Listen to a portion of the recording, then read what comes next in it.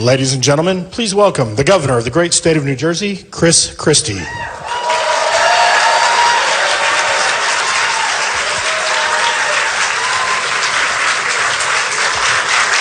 Good afternoon. Good afternoon. Thank you very much. Thank you very much. Great to be here in Virginia. Thank you all for being here. It's an extraordinary, troubling time for our country. And the reason it's so troubling is that we have a nation that today feels more divided than at any time in my lifetime. And we're divided in large measure because our leaders are not providing the type of clarity about what are the important priorities that the people want our country to be pursuing. The first and most important thing to me, not only as a governor, but more importantly as a husband and a father, is the safety and the security of my family. And I suspect you feel the same way.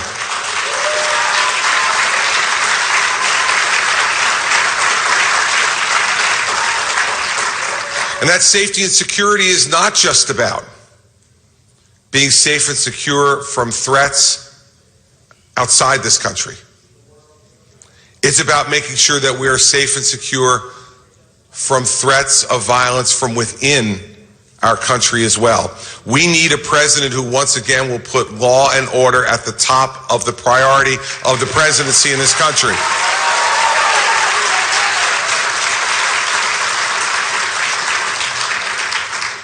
Our police officers, the men and women who stand each day to protect us, need to understand that the President of the United States and his administration will give them the benefit of the doubt, not always believe that what they've done is somehow wrong. We need to stand behind the men and women in blue in this country.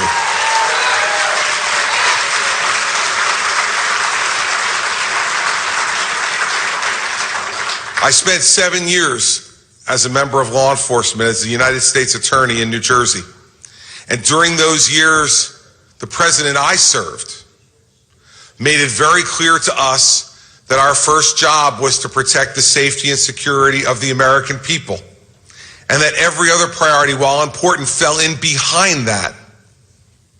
We need once again to have a president who puts the safety and security of our citizens first and does not blink or hesitate to take the strong action that needs to be taken to make sure that those both at home and around the world know that lawlessness will not be tolerated from anyone, no matter how powerful or lack of power that those people may have. Law and order needs to be the first priority once again in our country.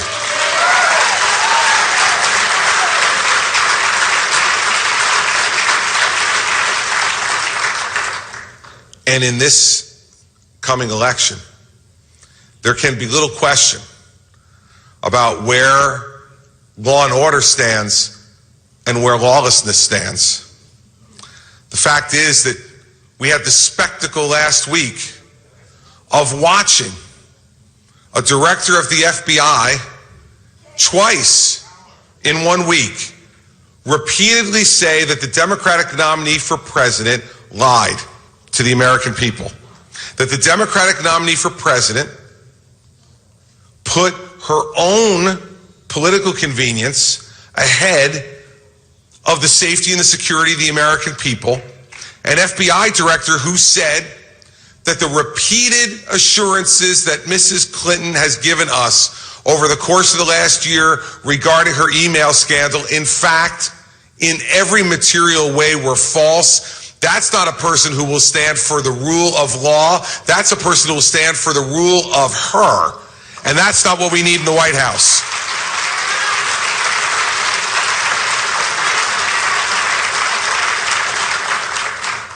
And everyone who's involved in law enforcement should be rightfully concerned if you have a president who puts the rule of law behind their own personal interess. I support Donald Trump and have for quite some time because I know that he will be the type of president who will put the rule of law first, who will make sure that the law is enforced aggressively and appropriately, and it will put people in his administration who understand that the rules in this country and the laws of this country apply to everyone, not just the least powerful, but also the most powerful. They apply to everyone.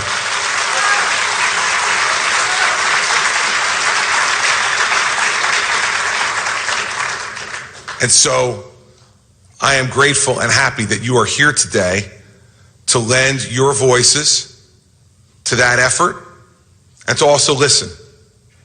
Listen to what these candidates have to say. Listen to how Donald Trump will stand up not only for those who serve today in law enforcement, but also for the men and women who have served in our military. They deserve much better than what this administration has given them.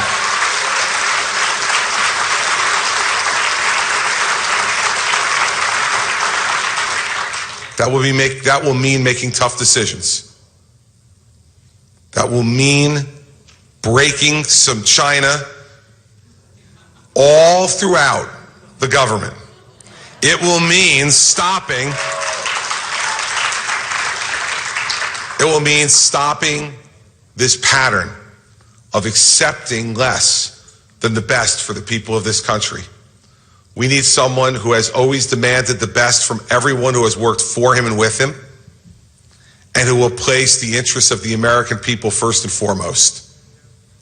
That is the person who is going to be our Republican nominee next week, and it is the person who I firmly believe will serve this country best as the next president of the United States. We need to make sure that we go out there and fight as hard as we can to make that happen. There will be no could-have-beens, should-have-beens on the day after the election. It's going to be, we did it, we fought for it, we stood up, and we took our country back to law and order once again.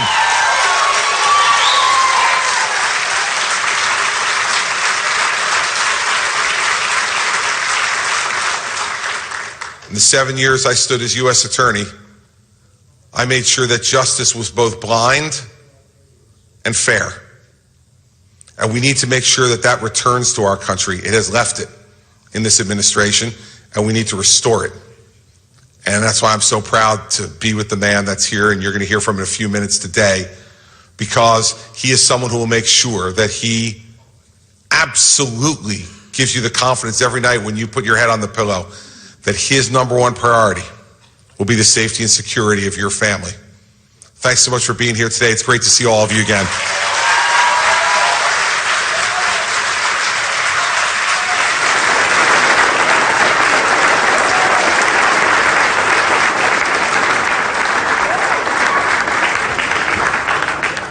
Ladies and gentlemen, please welcome the chairman of the House Committee on Veterans Affairs, Congressman Jeff Miller.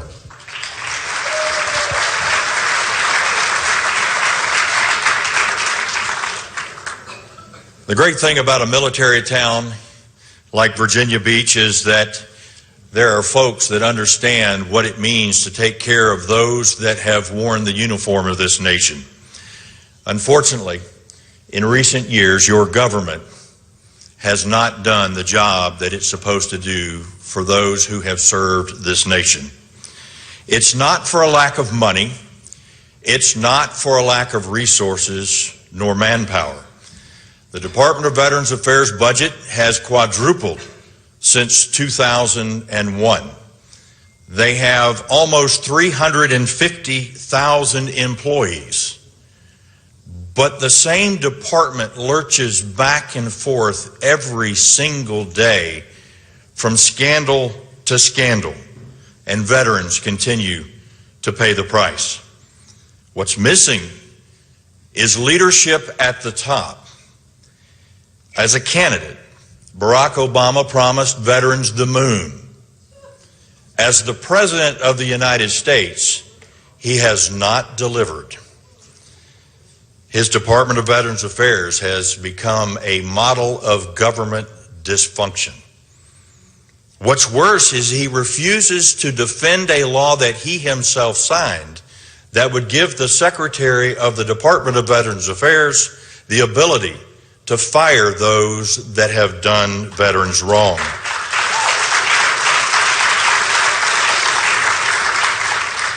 America needs a commander-in-chief that understands the problem that faces the veterans of today and is committed to doing what it takes to solve the problems, whatever it takes.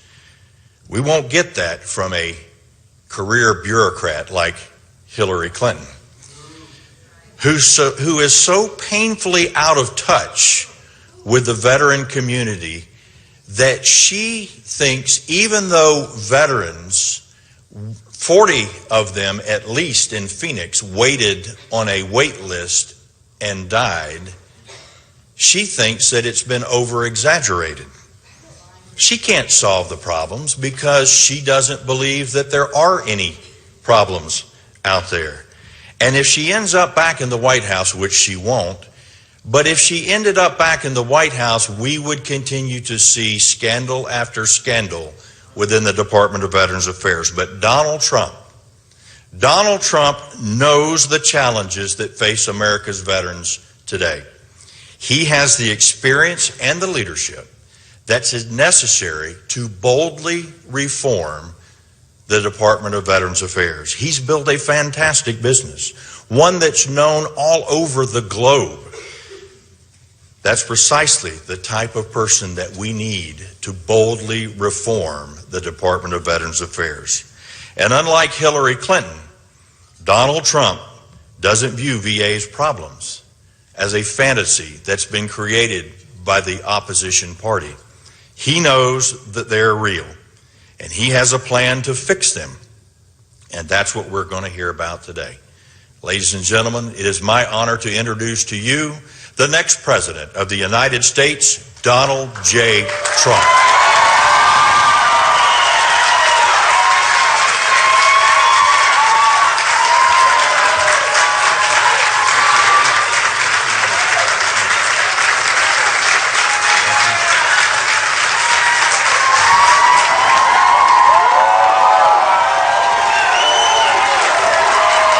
Thank you. Wow. What a great group. Thank you very much. Well, I'd like to thank Chairman Jeff Miller. He's a terrific guy, and on behalf of all of those who have served this country in military uniform and for working with our campaign on developing real solutions for our truly great veterans. Thank you very much, Jeff. I appreciate it. Thank you. Before going further today, however, I'd like to first address the contributions of another group who served this country in uniform, the men and women in blue.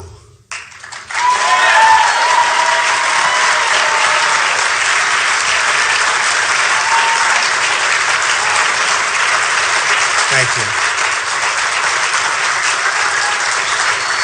Our police officers. We love our police officers. Thank you. That's very nice.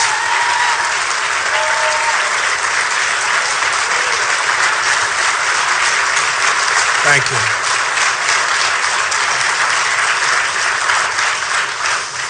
Our police officers rush into danger every single day to protect our communities, and they often do it thanklessly and under relentless criticism. They serve thousands of lives every year, perform countless public services every day, and yet their names will likely never appear in a single headline or media report. But I want our nation's police to know that we thank you from the bottom of our heart.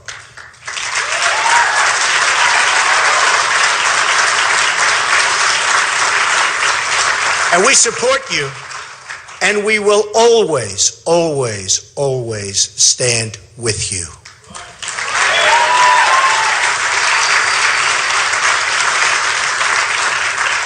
The attack on our Dallas police is an attack on our country. Our whole nation is in mourning and will be for a very long time. Yet we've also seen increasing threats against our police and a substantial rise in the number of officers killed in the line of duty. Very big rise. America's police and law enforcement personnel are what separates civilization from total chaos and the destruction of our country as we know it.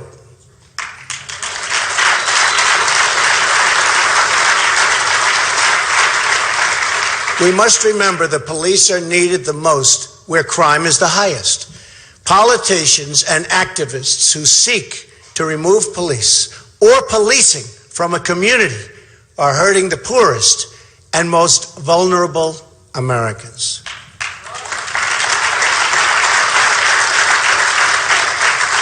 It's time for our hostility against our police and against all members of law enforcement to end, and end immediately, right now.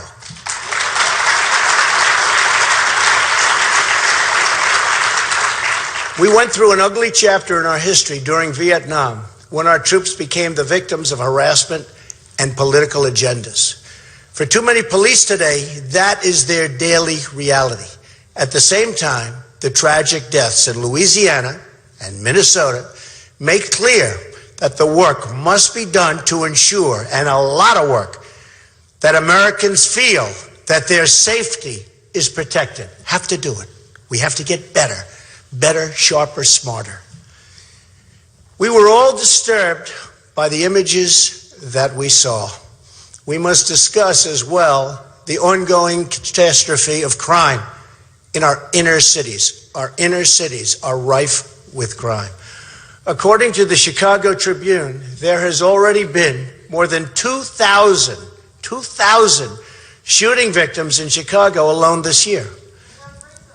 This epidemic of violence destroys lives, destroys communities, and destroys opportunity for young Americans. Violent crime has increased in cities across America. The New York Times described the startling rise in murders in our major cities. Brutal drug cartels are spreading their reach into Virginia and Maryland. Too many Americans are trapped in fear, violence, and poverty.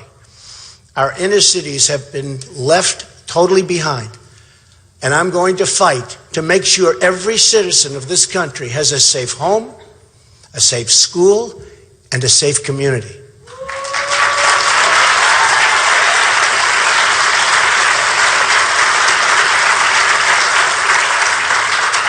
We must maintain law and order at the highest level, or we will cease to have a country. 100%. We will cease to have a country. I am the law and order candidate.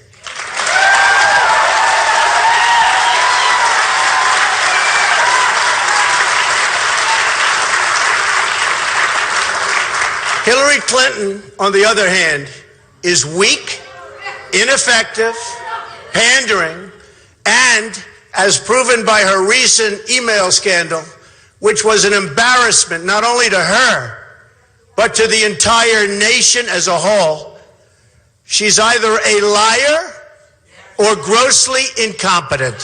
One or the other. Very simple. Personally, it's probably both. Not only am I the law and order candidate, but I'm also the candidate of compassion. Believe it, the candidate of compassion. But you can't have true compassion without providing safety for the citizens of our country. Every kid in America should be able to securely walk the streets in their own neighborhood without harm. Everyone will be protected equally and treated justly without prejudice. We will be tough. We will be smart.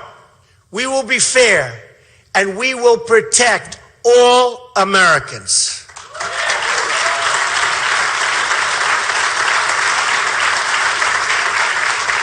Without safety, we have nothing. It's the job of the next president to make America safe again for everyone. Everyone.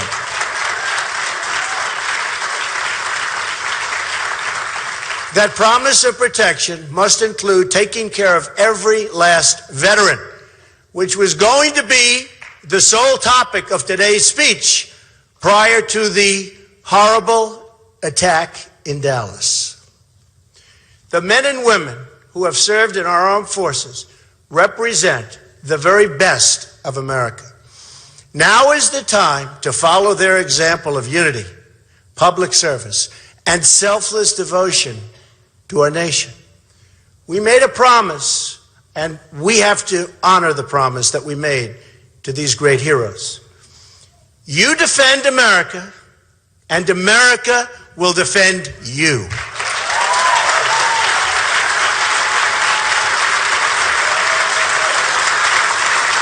Thank you. Thank you. Thank you.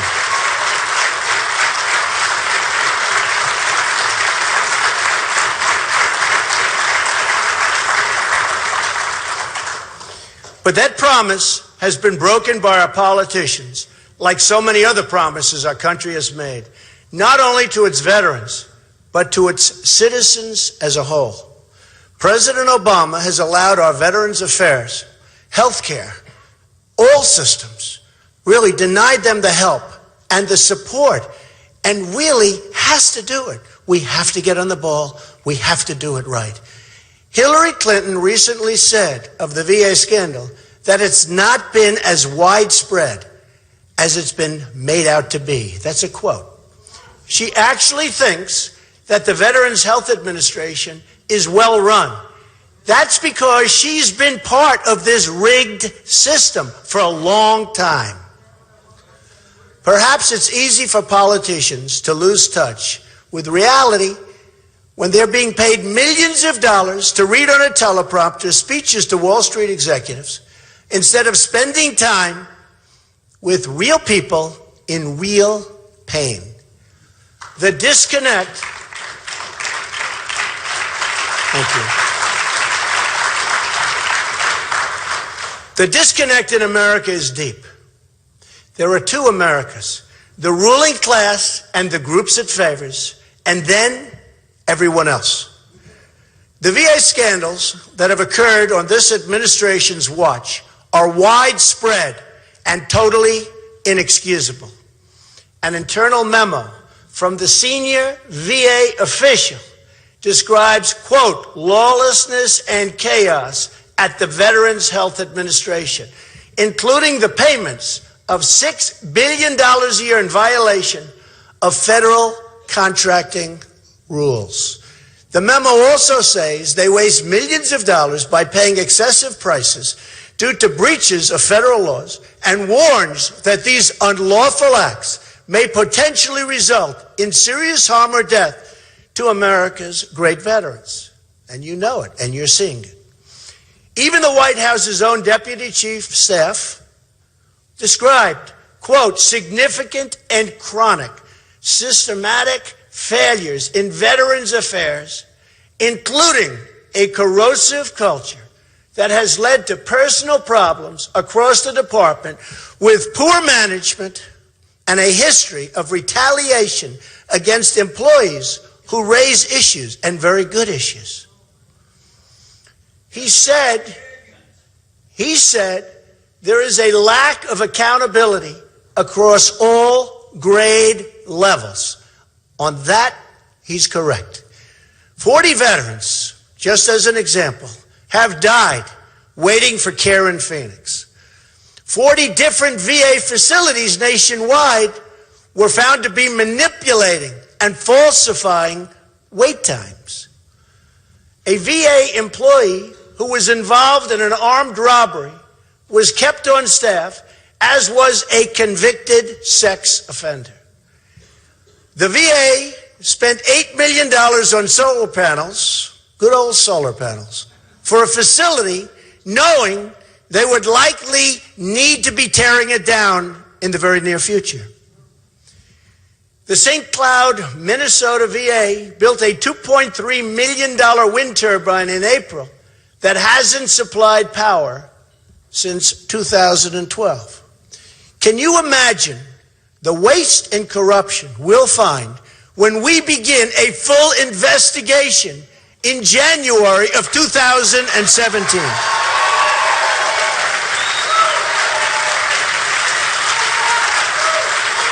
Thank you.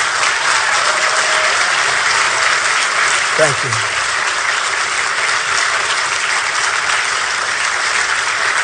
Thank you.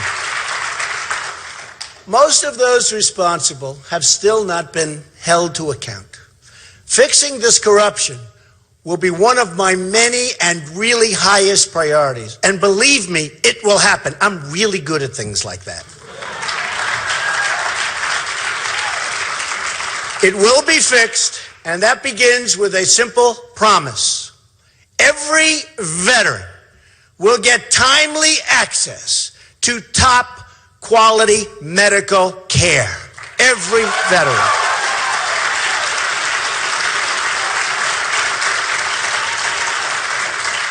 Veterans should be guaranteed the right to choose their doctor and clinics, whether at a VA facility or at a private medical center.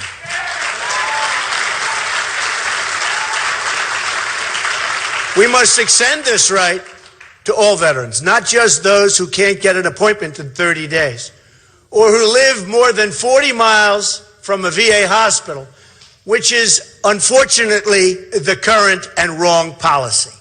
This promise includes guaranteed access to the best available health care services for our female veterans.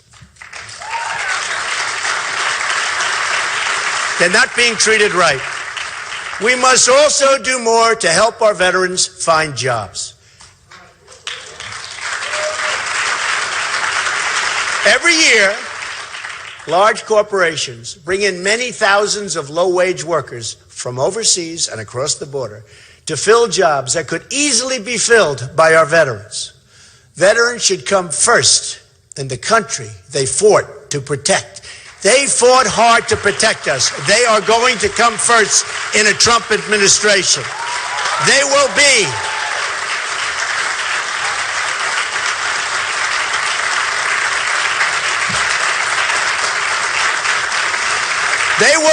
a part of America First. It will be America First from now on. America First.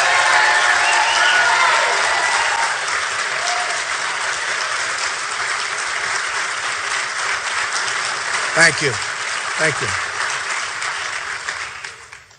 Veterans health care must also include the best mental health care. A shocking 20 veterans are committing suicide each and every day, especially our older veterans. This is a national tragedy that's not talked about. The evidence shows that if veterans are in the system receiving care, they are much less likely to take their own lives than veterans outside of this horrible, horrible, and very unfair system.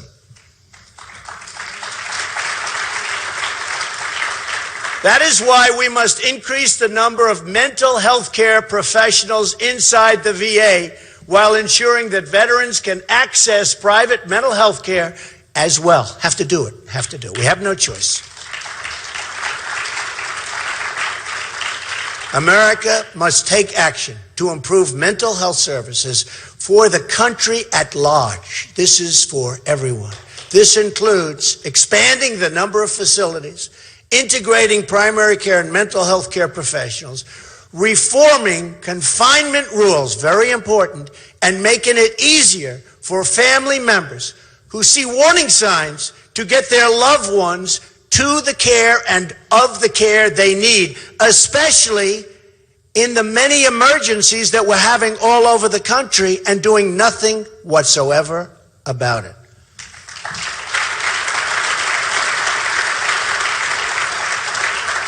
One of the most important reforms we can make is accountability. Right now, when VA employees fail our veterans, you can't discipline them. That's because of outdated civil service rules in need of reform. Have to do it. We like it, we don't like it, we have to do it. It's time. In fact, employees are given bonuses after making bad decisions. In 2014, the VA awarded a $142 million in bonuses to employees, including bonuses to the executives who oversaw construction of the Denver VA hospital that was more than $1 billion over budget. Two other VA executives signed abuse, and they really abused, it was terrible, abused their authority to obtain $400,000 in relocation benefits. Currently a scandal, and we're doing nothing about it. It doesn't have to be this way. As Veterans Affairs Chairman Jeff Miller just said, and will say all the time, the VA is not sacred. The veteran is sacred. The veteran is sacred.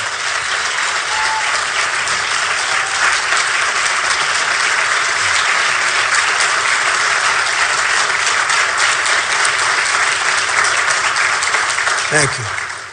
Here is my 10-step plan to ensure quality, timely care for every single veteran in America. 1, I will appoint a Secretary of Veterans Affairs who will make it his or her personal mission to clean up the VA.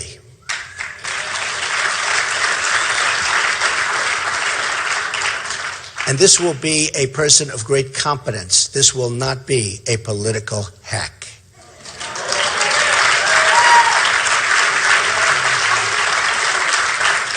The Secretary's sole mandate will be to serve our veterans, our bureaucrats, not politicians, but veterans.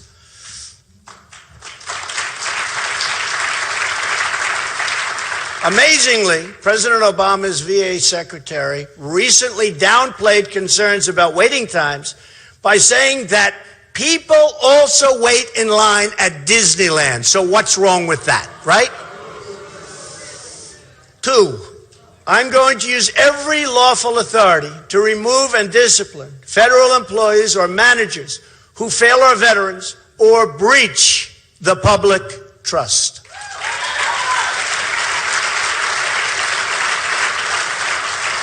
3, I'm going to ask Congress to pass legislation that ensures the Secretary of Veterans Affairs has the authority to remove or discipline any employee who risks the health, safety, or well-being of any veteran.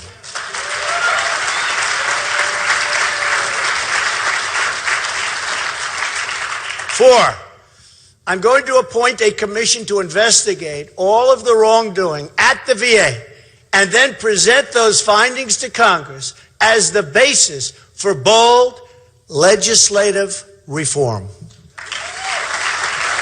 5, I'm going to make sure the honest and dedicated people in the VA have their jobs protected and are put in line for serious promotions if they continue to do great work.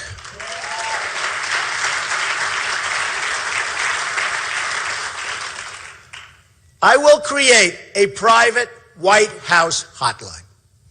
That is really, and so importantly, going to be answered by a real person. Actually, a person, not a computer that picks up a phone.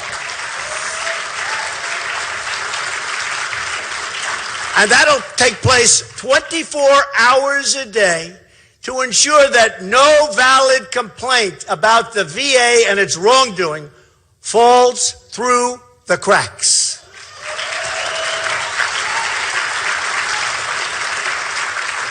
I will instruct my staff that if a valid complaint is not addressed, that the issue be brought directly to me, and I will pick up the phone and fix it myself if I have to. Believe me, I will fix it.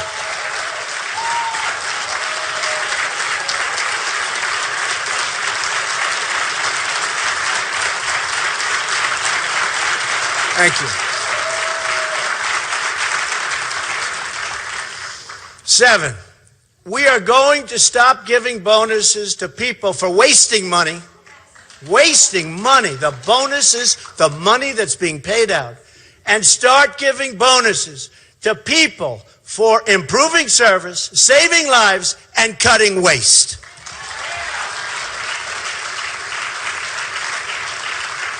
If an employee finds a smart way to save a large amount of money that also creates really better outcomes for our veterans, then a small, responsible portion of the money saved will be given as a one-time bonus, and the rest will be returned to the taxpayers, and it will be a lot.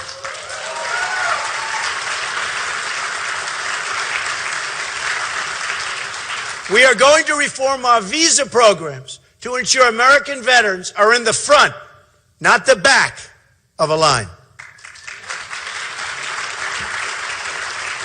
9, we're going to increase the number of mental health care facilities and professionals and increase the outreach to veterans outside of the system, of which there are many.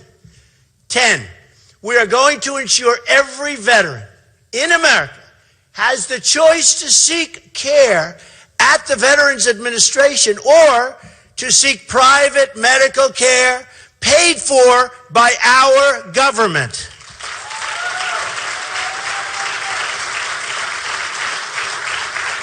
Never again will we allow a veteran to suffer or die waiting for care they so richly deserve. These are our great people.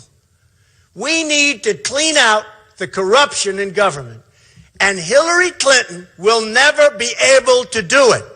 She's incompetent and has proven time and time again that she doesn't have what it takes. Doesn't have it.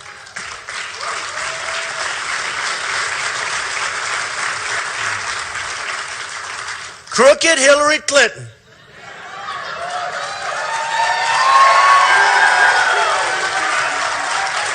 sadly, crooked Hillary Clinton is the secretary of the status quo.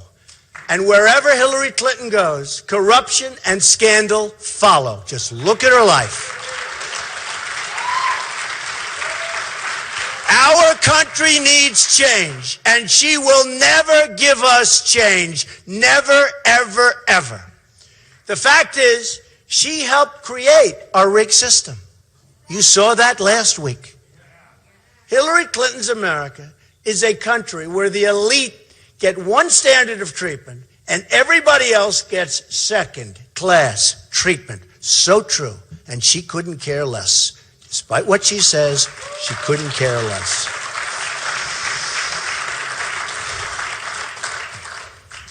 The rigged system refused to prosecute her for conduct that put all of us, everybody in this room, everybody in this country, at risk. Hillary Clinton went to great lengths to create a private email server and to bypass government security in order to keep her emails from being read by the public and by federal officials. What she did was so wrong. What other people did, far less, and they're paying a tremendous price right now. In other words, she was willing to risk our foreign enemies reading her emails as long as the voting American public could not. Her conduct was willful, intentional, and unlawful. And her repeated false statements about her conduct prove that she was fully aware of her guilt. She knew it. She's probably the most surprised person that she was able to get away with it.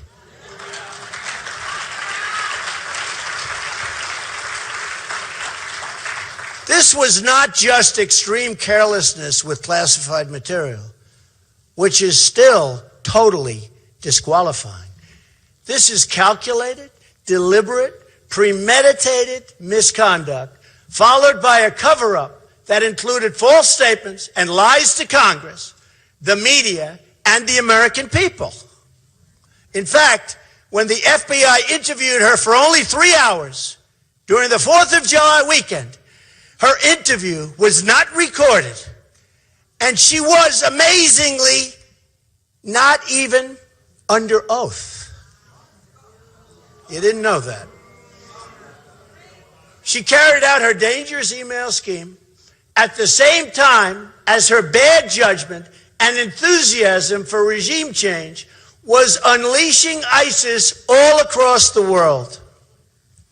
Afterwards, as a further demonstration of guilt, Hillary Clinton erased more than 30,000 emails as part of a cover-up. It's the only reason. Part of a cover-up. Hard to believe what's going on with our country.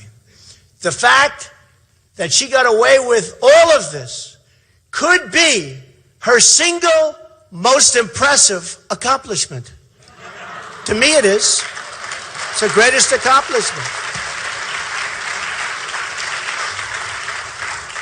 When thinking about her email destruction, let's not forget many foreign and corporate entities and other special interests with business before Hillary Clinton's State Department were making massive financial contributions, folks. These contributions were made to both the Clinton Foundation and to the Clintons directly. If elected, Hillary Clinton would become the first president of the United States who wouldn't be able to pass a background check. She would not be able.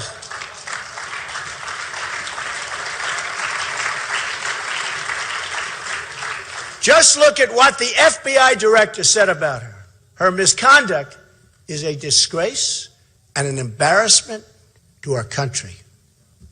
Clearly, Hillary Clinton thinks she's above the law. Come November, the American people will show her that she is not above the law.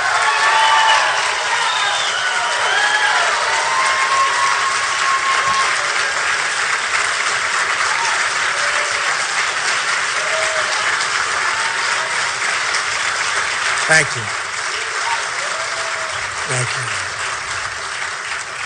you. The decades of decay, division, and decline will come to an end rapidly.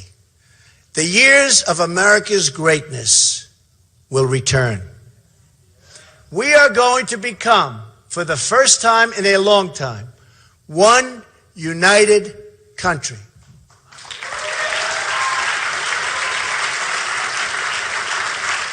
We're going to make America great again and safe again for all Americans. We will dream big and bold and daring things once more. Once more, we're going to go big. We're going to go great.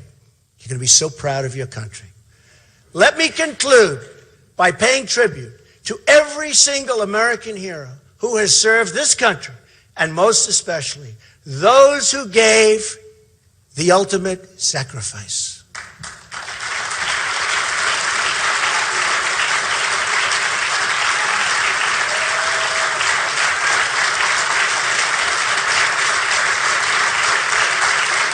Thank you. Thank you.